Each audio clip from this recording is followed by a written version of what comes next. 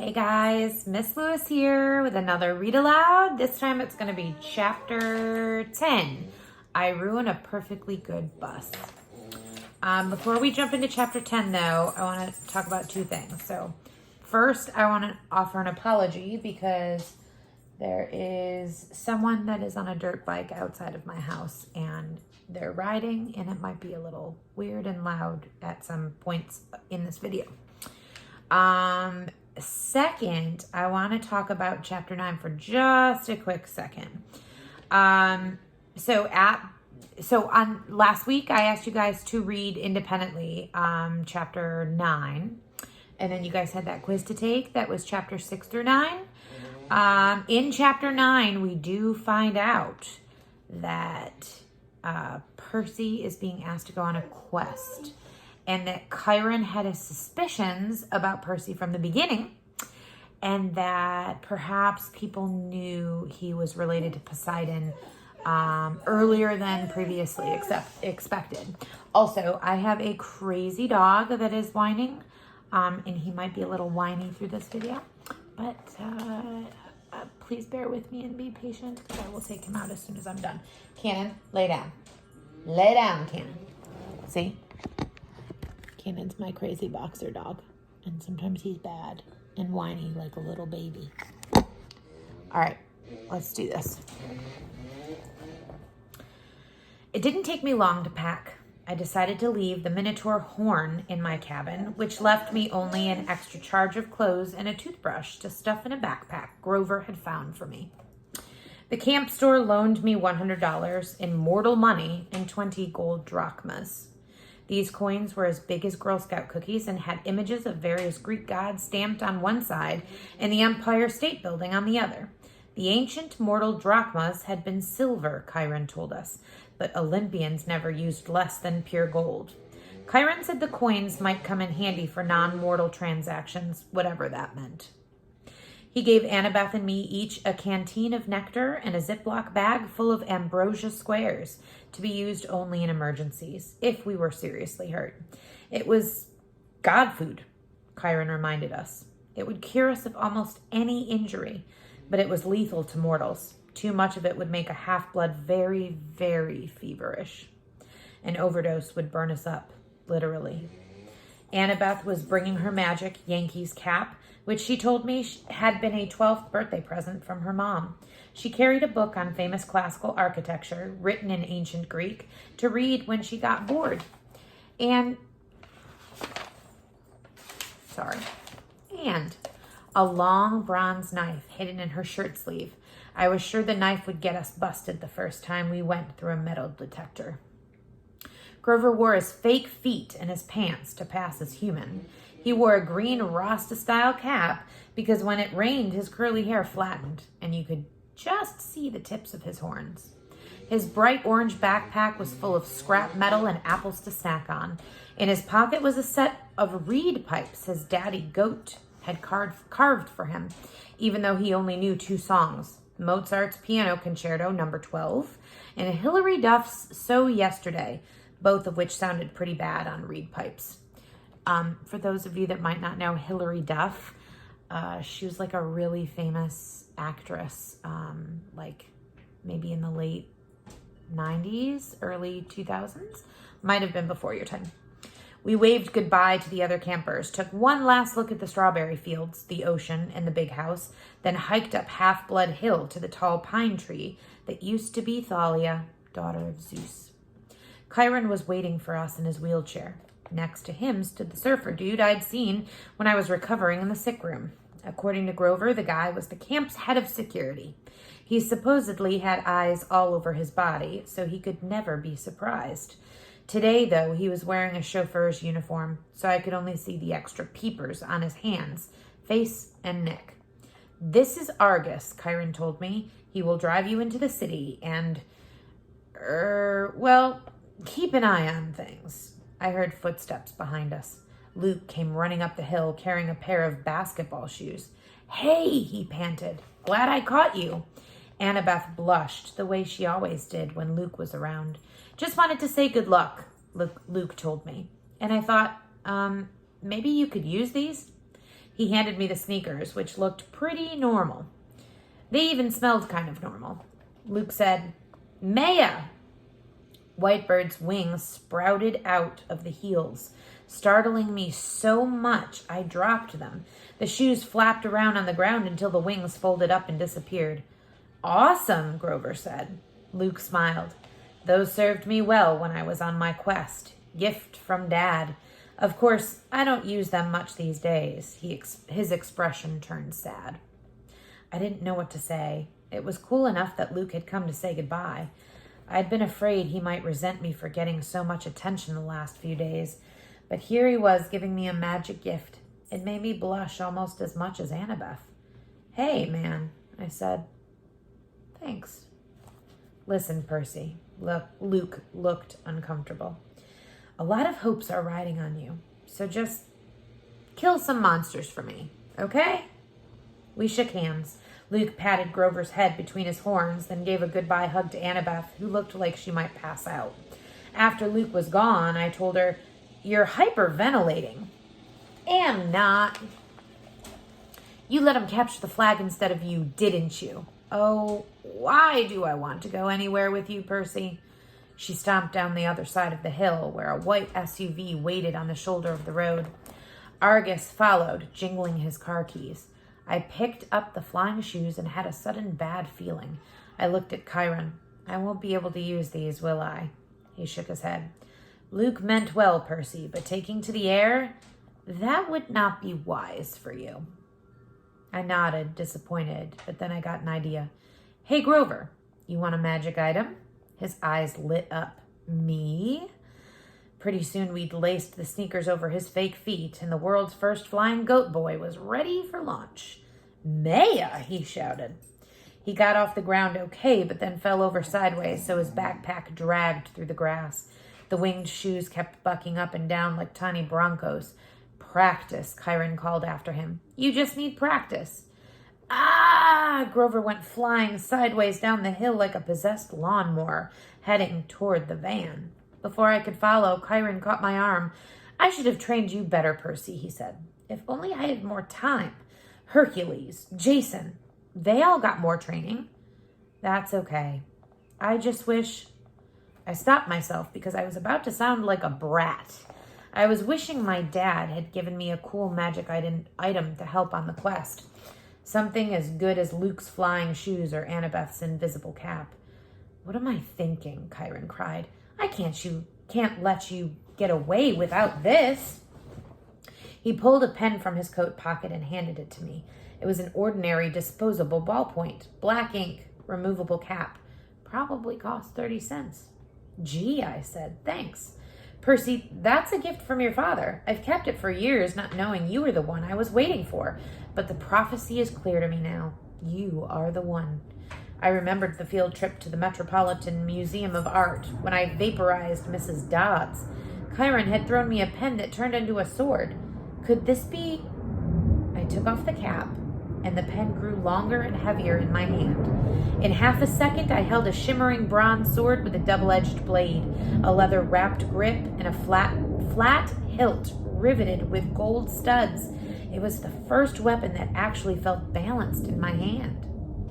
"The sword has a long and tragic history that we need not go into," Chiron told me. "Its name is Anaklusmos."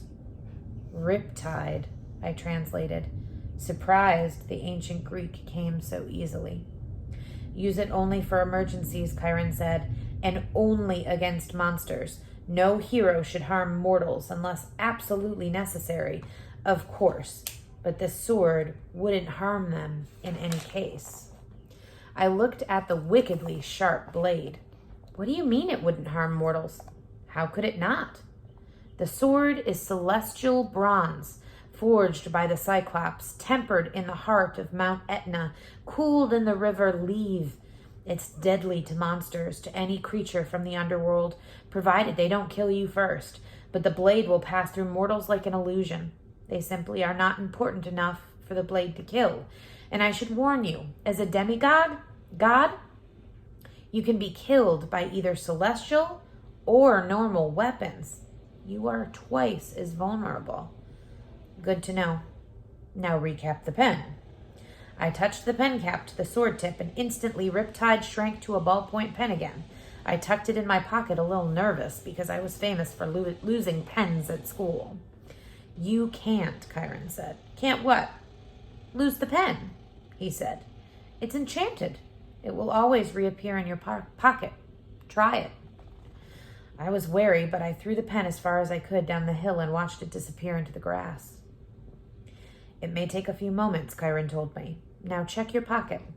Sure enough, the pen was there. Okay, that's extremely cool, I admitted it. But what if a mortal sees me pulling out a sword? Chiron smiled. Mist is a powerful thing, Percy. Mist? Yes. Read the Iliad. It's full of references to the stuff. Whenever divine or monstrous elements mix with the mortal world, they generate mist, which obscures the visions of humans. You will see things just as they are. Being a half-blood, but humans will interpret things quite differently. Remarkable, really, the lengths to which humans will go to fit things into their version of reality. I put Riptide back in my pocket. For the first time, the quest felt real. I was actually leaving Half-Blood Hill. I was heading west with no adult supervision, no backup plan, not even a cell phone. Chiron said cell phones were traceable by monsters.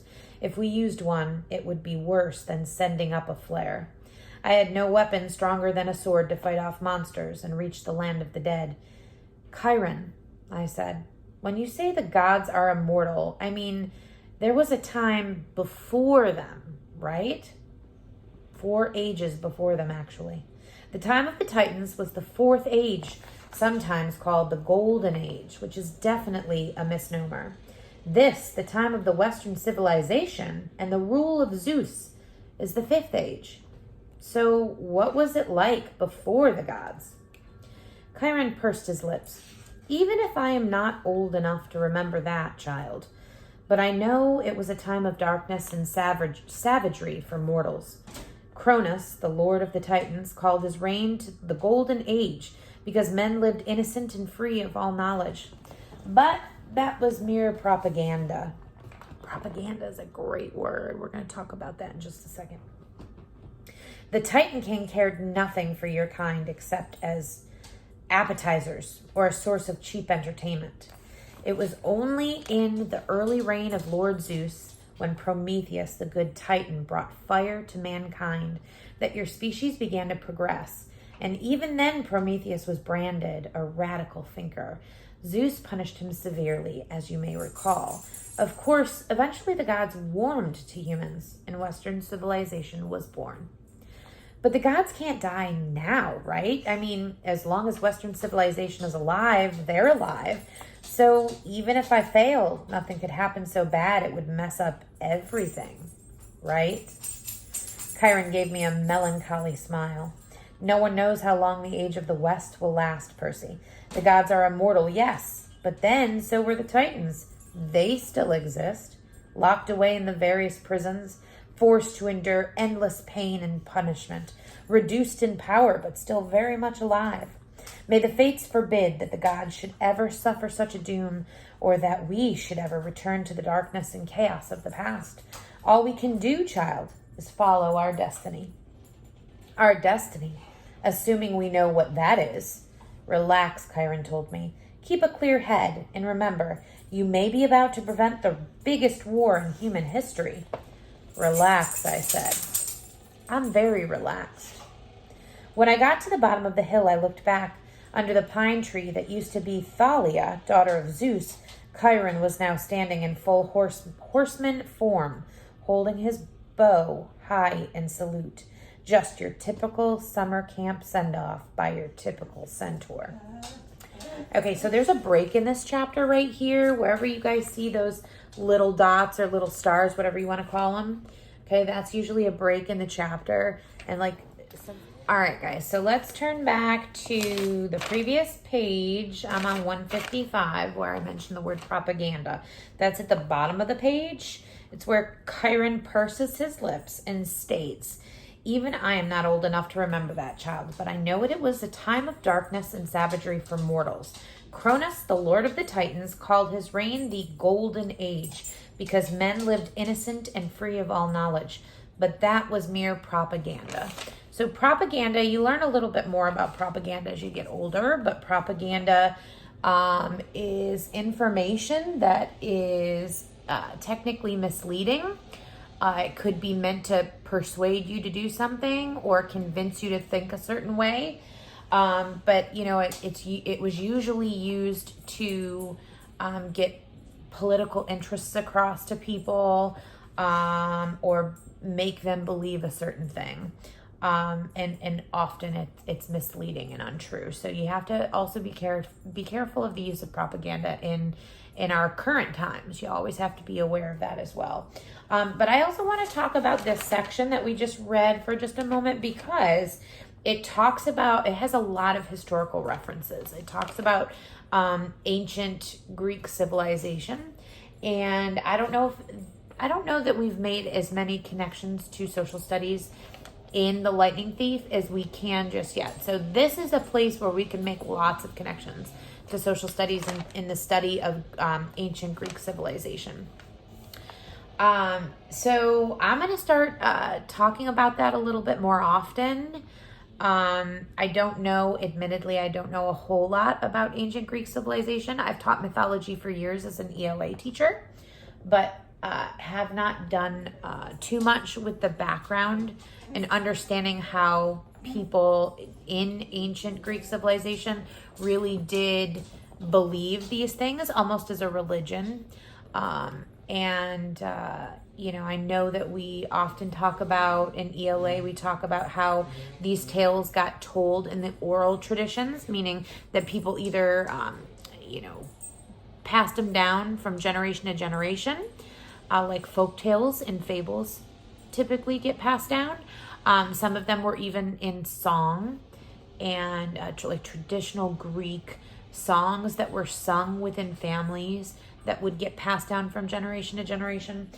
So we're going to talk a little bit more about that as we go along as well. So I'm going to take over from the break in the page, back on page 157. Here we go. Let's finish up this chapter. Argus drove us out of the countryside and into western Long Island. It felt weird to be on a highway again. Annabeth and Grover sitting next to me as if we were normal carpoolers. After 2 weeks of Half-Blood Hill, the real world seemed like a fantasy. I found myself staring at every McDonald's, every kid in the back of his parents' car, every billboard and shopping mall. So far, so good, I told Annabeth. 10 miles and not a single monster. She gave me an irritated look. It's bad luck to talk that way, seaweed brain.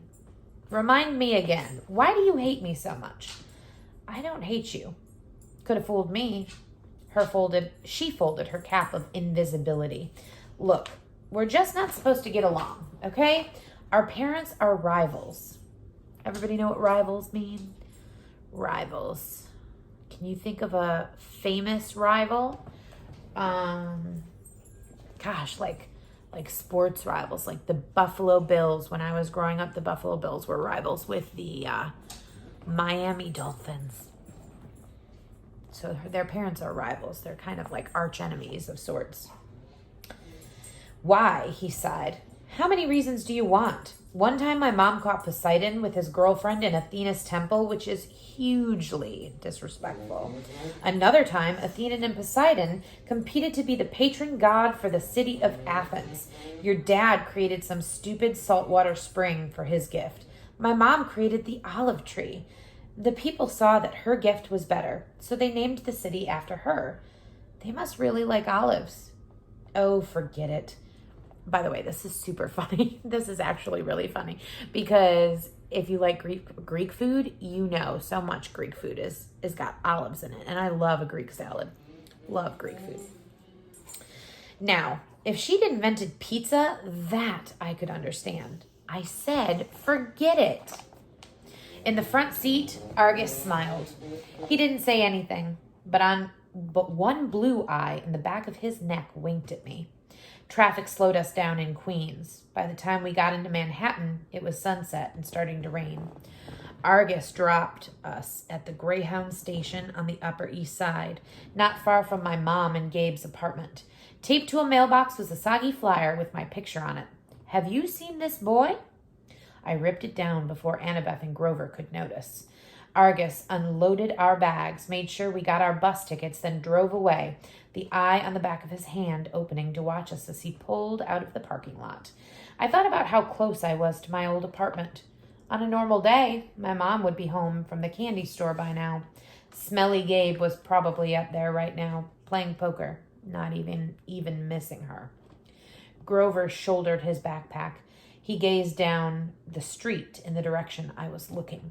You want to know why she married him, Percy? I stared at him. Were you reading my mind or something? Just your emotions, he shrugged. Guess I forgot to tell you that satyrs can do that. You were thinking about your mom and your stepdad, right? I nodded, wondering what else Grover might have forgotten to tell me. Your mom married Gabe for you, Grover told me. You called him smelly, but you've got no idea. The guy has this aura. Yuck. I can smell him from here. I can smell traces of him on you, and you haven't even been near him for a week. Thanks, I said. Where's the nearest shower? You should be grateful, Percy. Your stepfather smells so repulsively human. He could mask the presence of any demigod. As soon as I took a whiff inside his Camaro, I knew. Gabe has been covering your scent for years. If you hadn't lived with him every summer, you probably would have been found by monsters a long time ago. Your mom stayed with him to protect you. She was a smart lady. She must have loved you a lot to put up with that guy, if that makes you feel any better. It didn't, but I forced myself not to show it. I'll see her again, I thought. She isn't gone. I wondered if Grover could still read my emotions, mixed up as they were. I was glad he and Annabeth were with me, but I felt guilty that I hadn't been straight with them. I hadn't told them the real reason I'd said yes to this crazy quest. The truth was, I didn't care about retrieving Zeus's lightning bolt, or saving the world, or even helping my father out of trouble. The more I thought about it, I resented Poseidon for never visiting me, never helping my mom, never even sending a lousy child support check. He'd only claimed me because he needed a job done. All I cared about was my mom. Hades had taken her unfairly, and Hades was going to give her back. You will be betrayed by one who calls you a friend, the oracle whispered in my mind. You will fail to save what matters most in the end. Shut up, I told it. The rain kept coming down. We got restless waiting for the bus and decided to play some hacky sack with one of Grover's apples. Annabeth was unbelievable. She could bounce the apple off her knee, her elbow, her shoulder, whatever. I wasn't too bad myself. The game ended when I tossed the apple toward Grover and it got too close to his mouth. In one mega goat bite, our hacky sack disappeared, core, stem, and all. Grover blushed. He tried to apologize, but Annabeth and I were too busy cracking up. Finally, the bus came. As we stood in line to board, Grover started looking around, sniffing the air like he smelled his favorite school cafeteria delicacy. Enchiladas. What is it? I asked. I don't know, he said tensely. Maybe it's nothing. But I could tell it wasn't nothing. I started looking over my shoulder, too. I was relieved when we finally got on board and found seats together in the back of the bus. We stowed our backpacks. Annabeth kept slapping her Yankees cap nervously against her thigh. As the last passengers got on, Annabeth clamped her hand onto my knee. Percy. An old lady had just boarded the bus. She wore a crumpled velvet dress, lace gloves, and a shapeless orange knit hat that had shadowed her face, and she carried a big paisley purse. When she tilted her head up, her black eyes glittered, and my heart skipped a beat. It was Mrs. Dodds. Older, more withered, but definitely the same evil face. I scrunched down in my seat. Behind her came two more old ladies, one in a green hat, one in a purple hat. Otherwise, they looked exactly like Mrs. Dodds, same gnarled hands, paisley handbags, wrinkled velvet dresses, triplet demon grandmothers. They sat in the front row right behind the driver. The two on the aisle crossed their legs over the walkway, making an X. It was casual enough, but it sent a clear message: nobody leaves. The bus pulled out of the station and we headed through the slick streets of Manhattan. She didn't stay dead long, I said, trying to keep my voice from quivering. I thought you said they could be dispelled for a lifetime. I said if you're lucky, Annabeth said. You are obviously not. All three of them, Grover whimpered. De immortalis. It's okay, Annabeth said, obviously thinking hard. The Furies. The three worst monsters from the underworld. No problem. No problem. We'll just slip up the windows. They don't open, Grover moaned. A back exit, she suggested. There wasn't one. Even if there had been, it wouldn't have helped. By that time, we were on the 9th Avenue, heading for the Lincoln Tunnel. If you guys don't know the Lincoln Tunnel, so it's in New York City. It's one of the few ways you can actually get into the island of Manhattan. And it's kind of long, and it's kind of scary, and it's really dark in there. And so you kind of just got to go for it. All right. They won't attack us with witnesses around, I said. Will they? Mortals don't have any good eyes, Annabeth reminded me. Their brains can only process what they see through the mist. They'll see 3 old ladies killing us, won't they? She thought about it. Hard to say. But we can't count on mortals for help. Maybe an emergency exit in the roof? We hit the Lincoln Tunnel, and the bus went dark, except for the running lights down the aisle. It was eerily quiet without the sound of the rain. Mrs. Dodds got up. In a flat voice, as if she'd rehearsed it, she'd announced to the whole bus, I need to use the restroom. So do I, said the second sister. So do I, said the third sister. They all started coming down the aisle. I've got it, Annabeth said. Percy, take my hat. What? You're the only one they want. Turn invisible and go up the aisle. Let them pass you. Maybe you can get to the front and get away. But you guys, there's an outside chance they might not notice us, Annabeth said. You're a son of one of the big 3. Your smell might be overpowering. I can't just leave you. Don't worry about us, Grover said. Go. My hands trembled. I felt like a coward, but I took the Yankees cap and put it on. When I looked down, my body wasn't there anymore. I started creeping up the aisle. I managed to get up the 10 rows, then duck into an empty seat just as the Furies walked past. Mrs. Dodd stopped, sniffing, and looked straight at me. My heart was pounding. Apparently, she didn't see anything. She and her sisters kept going. I was free. I made it to the front of the bus. We were almost through the Lincoln Tunnel now. I was about to press the emergency stop button when I heard hideous wailing from the back row. The old ladies were not old ladies anymore. Their faces were still the same. I guess those couldn't get any uglier. But their bodies had shriveled into leathery brown hag bodies, with bats' wings and hands and feet like gargoyle claws. Their handbags had turned into fiery whips. The Furies surrounded Grover and Annabeth, lashing their whips, hissing, Where is it? Where? The other people on the bus were screaming, cowering in their seats. They saw something, all right. He's not here, Annabeth yelled. He's gone. The Furies raised their whips. Annabeth drew her bronze knife. Grover grabbed a tin can from his snack bag and prepared to throw it. What I did next was so impulsive and dangerous, I should have been named ADHD Poster Child of the Year. The bus driver was distracted, trying to see what was going on in his rear view mirror. Still invisible, I grabbed the wheel from him and jerked it to the left. Everybody howled as they were thrown to the right, and I heard what I hoped was the sound of 3 Furies smashing against the windows. Hey, the driver yelled. Hey, whoa! We wrestled for the wheel. The bus slammed against the side of the tunnel, grinding metal, throwing sparks a mile behind us. We careened out of the Lincoln Tunnel and back into the rainstorm.